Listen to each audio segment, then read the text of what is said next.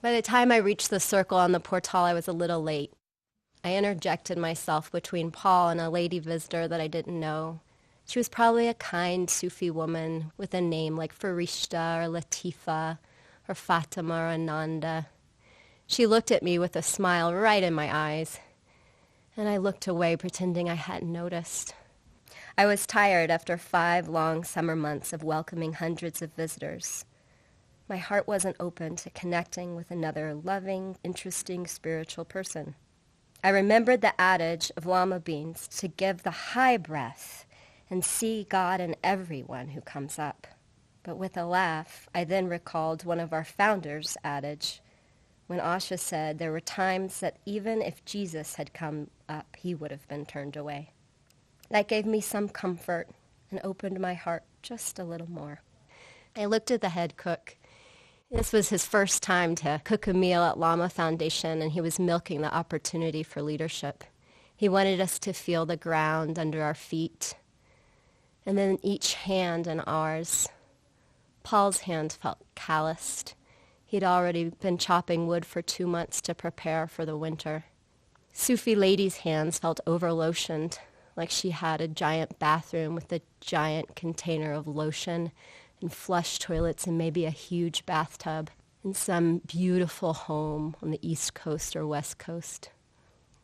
He then asked us to feel the wind on our faces, and I did. And I felt like it was playing with my hair, and I experienced my heart opening just a little bit. I wanted to keep it closed. I hadn't slept much the night before. I wanted there to be enough time between breakfast and our morning meeting so I could check my emails. He asked us to hear the melodics of the wind chime, and I did, and then the little chirpings of the birds.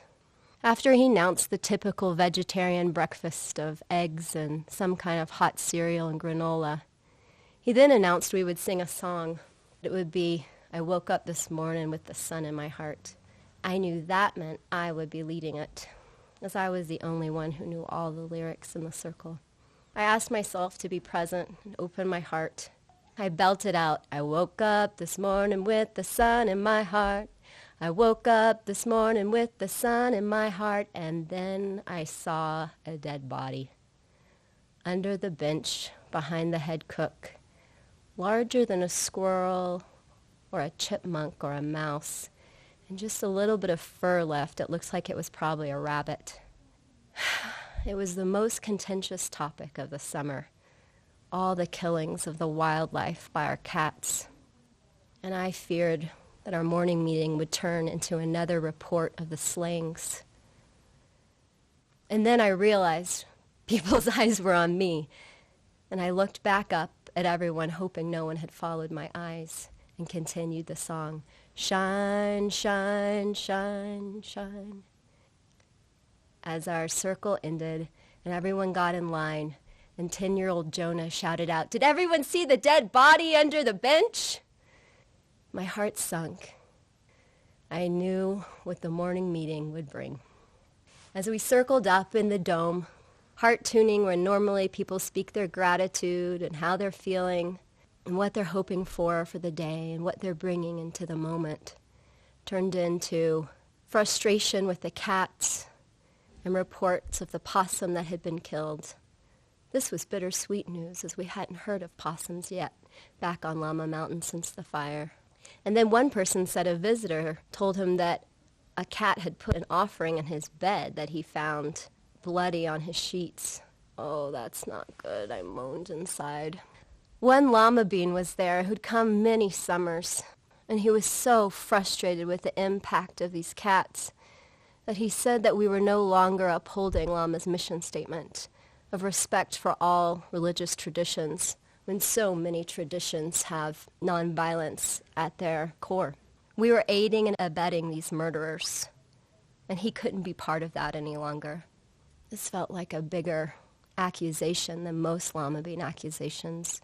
We residents heard many admonishments from Lama Beans. We aren't spiritual enough, we don't work hard enough, we didn't wake up early enough, we don't practice enough, we don't welcome visitors enough, and we're too straight. Yet this new admonishment seemed fundamental, that we weren't upholding the mission statement. The day before, in an email he had sent to me and the Board of Trustees, he declared he wouldn't come back to Lama Foundation until we had gotten rid of our cats. I thought about the cat that used to sit on my lap when I lived at a monastery in Thailand and wondered how they dealt with this precept of nonviolence there. I wasn't sure how we were going to handle this one. It felt impossible in this moment. But as I thought back to the 6 years of living at Lama Foundation and how when we come together as a circle, listening to one another and opening our hearts in deep discussion and consensus, I remembered how our hearts opened and our minds opened and we were able to come up with solutions that we had never been able to predict just by coming together in that way.